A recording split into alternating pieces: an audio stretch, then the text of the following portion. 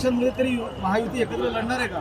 मी मगाशीच सांगितलं की महाराष्ट्रामध्ये महायुतीचे संकेत देण्यात आले आहे.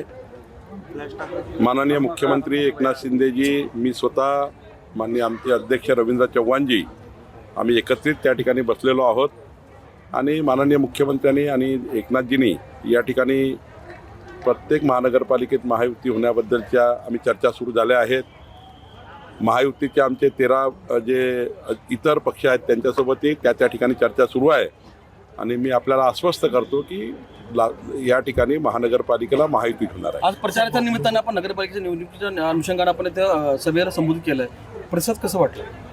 निलंगा येथे कमळाचाच त्या ठिकाणी नगराध्यक्ष निवडून येईल, भाजपाचाच नगराध्यक्ष निवडून येईल. आमच्या संभाजी पाटील निलंगेकरच्या नेतृत्वामध्ये ऐतिहासिक विजय. आतापर्यंत कधीही एवढा मोठा विजय मिळाला नाही, तेवढा मोठा विजय निलंग्याची जनता आम्हाला देईल असा मला विश्वास आहे. महसूलमध्ये तुम्ही अनेक महत्त्वाचे निर्णय घेताय. मावळमध्ये अवैध गौण खनिज उपसा करणाऱ्या तहसीलदार आणि काही मंडळ अधिकाऱ्यावर कारवाई केली. लातूरमध्ये जवळपास 150 लातूर तालुक्यात तक्रारी अर्ज प्राप्त आहेत, मात्र ते निकालीच निघत नाही. आणि आता ही गोष्ट खरी आहे की मोठ्या प्रमाणावर अवैध उत्खननांच्या तक्रारी राज्यभर येत आहे. मावळमध्ये सुद्धा हीच कारवाई झाली की 90,000 ब्रास गौण खनिज त्या ठिकाणी मागच्या 4 वर्षामध्ये खोदून नेलेलं आहे. तिथला आम्ही प्रशासकीय कारवाई अधिकाऱ्यावर केली आहे. जे अधिकारी दोषी असतील त्या अधिकाऱ्यावर कडक कारवाई होईल, पण जे अधिकारी दोषी नाही आहेत, शेवटी निलंबन म्हणजे काही कारवाई नसतं.